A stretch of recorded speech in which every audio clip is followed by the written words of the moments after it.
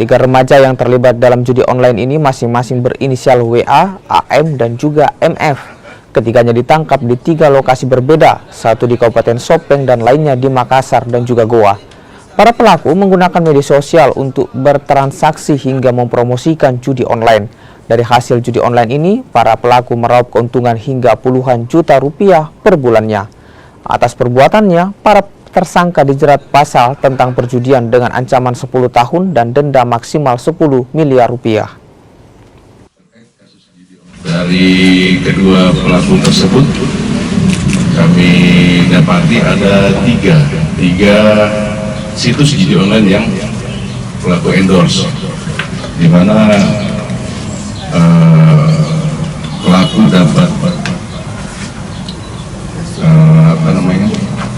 di Instagramnya, dia melalui Instagramnya berhubungan atau berkomunikasi dengan admin dari situs judi online tersebut.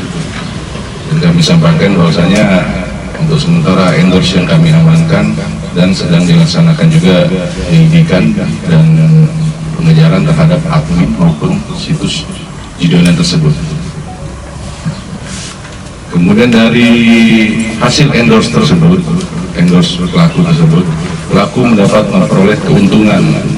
Keuntungannya itu sekitar 1,5 sampai 2 juta per bulan dari situs judi online tersebut.